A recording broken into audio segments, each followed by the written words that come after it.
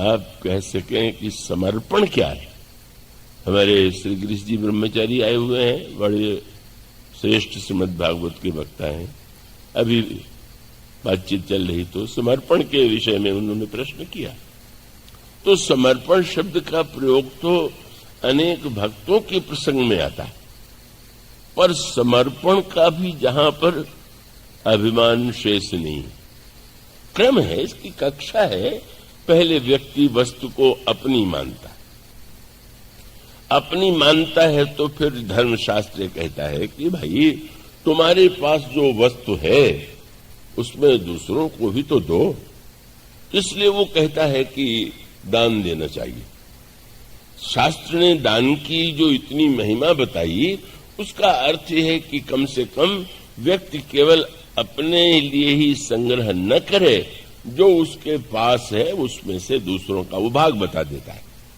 तुम्हारी कमाई में, तुम्हारे व्यापार में इतना भाग जो है वो यज्ञ के लिए होना चाहिए, दान के लिए होना चाहिए। पहली कक्षा यही। और इसलिए अब वो दान की अलग अलग कक्षा है। ज्यों ज्यों व्यक्ति आगे बढ़ जाएगा त्यों तो दान का अर्थ बदलता जाता है। अभी तो दान का अर्थ है कि आपने अपने परिश्रम किया, आपने इतना कमाया, आपने 10वां भाग उसे अच्छे काम में लगा दिया। तो उसमें कमाया तो आपने कमाया, दिया तो आपने दिया, पर दान का अर्थ धीरे धीरे बदलता जाता है। और उसके विषय में जो अनेक कक्षाएं हैं, उसका अभिप्राय है कि फिर दान में भी विभाजन किया गया। दान में विभाजन करते हुए यह निर्णय किया गया कौन दान सात्विक है, कौन सा दान राजसिक है, कौन सा दान तामसिक है।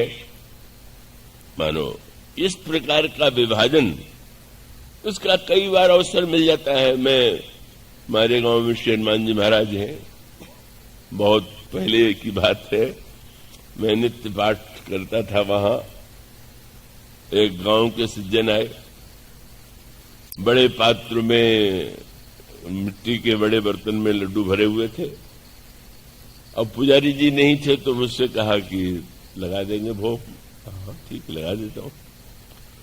पर जब मैं लगा चुका तो उन्होंने कहा कि आप इसमें से एक लड्डू ले लीजिए। बाहर बहुत से लड़के थे, उनका इनको मत दीजिए। मुझे भी उन्होंने नियंत्रित कर दिया कि एक ही लीजिएगा, अधिक न ले लीजिएगा, पर बाहर तो दीजिएगा ही नहीं। क्यों? कहने लगे कि बात यह है कि मैं बहुत 1 महीने पहले बीमार पड़ा था, तो हनुमान जी को मनौती मानी थी कि अच्छा हो जाऊंगा तो आपको इतना लड्डू चढ़ाऊंगा।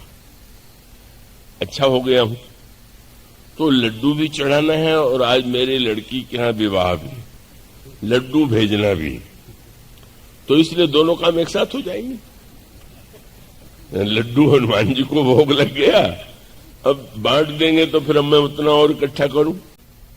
पर शास्त्रकार बड़े चतुर है, उन्होंने जब दान की सूक्ष्म व्याख्या की तो डर गए होंगे कि ये तो न देने वालों के लिए बहुत बढ़िया अस्त्र बन जाएगा। अगर ये कह दिया जाए कि दान निरभिमानी होकर दो, दान सात्विक होकर के दो, निष्काम होकर के दो, तो कहेगा भाई मैं कुछ नहीं, इसलिए नहीं दूंगा। इसलिए उन्होंने रामायण में जो पंक्ति लिखी, बोले कि दान कैसे देना चाहिए, तो बोले एन केन विधि दीन्हे दान करई कल्याण। चाहे जैसे हो दो, तो माने दो, ये बहाना मत बना के मत डालो। उन्होंने कहा श्रिया देयम, भ्रिया देयम, लज्जया देयम, भयम दे, कुछ भी हो दो जरूर। डर के मारे दे दो, भय के मारे दे दो, लाज संकोच के मारे दे दो। क्यों कह दिया कि बहुत ऊंची व्याख्या कभी कभी व्यक्ति को ऐसा उपाय बता देती है कि वह उसका दुरुपयोग कर सके। अभी एक विनोद का एक सुनाया सज्जन ने, संबलपुर में एक सज्जन ने सुना कि दान में अभिमान नहीं होना चाहिए, लौकिक कामना से मुक्त होना चाहिए। स्वभाव से कृपण माने जाते थे। कोई यज्ञ था तो लोग दान लेने के लिए पहुंच गए, चाहे थोड़ा भी देंगे, पर उन्होंने कहा कि मैं ऐसे नहीं देता, चेक लिख के दूंगा। चेक लिख करके दे दिया। देखा तो उसमें 3 लाख रुपए की राशि थी और वो बेचारे गदगद हो गए कि इतना बड़ा कृपण, कल्पना हो सकती थी कि 3 लाख दे देंगे, और उत्साह में लेके चले तो गए। पर जब बैंक में पहुंचे तो दिखाई दिया कि उसमें हस्ताक्षर ही नहीं था। लौट करके आए, आप इसमें हस्ताक्षर करना भूल गए? बोले वाह, मैंने सत्संग में सुना था कि अभिमान और नाम की भावना छोड़ देना चाहिए, इसीलिए हस्ताक्षर नहीं किया कि नाम हो जाएगा, अभिमान हो जाएगा। अगर ऐसा अर्थ हो जाए तब तो कोई दान ही नहीं देगा। अभिमान छोड़ दो, ये कर दो, ऐसा करो, बिल्कुल अधिकारी को दान दो।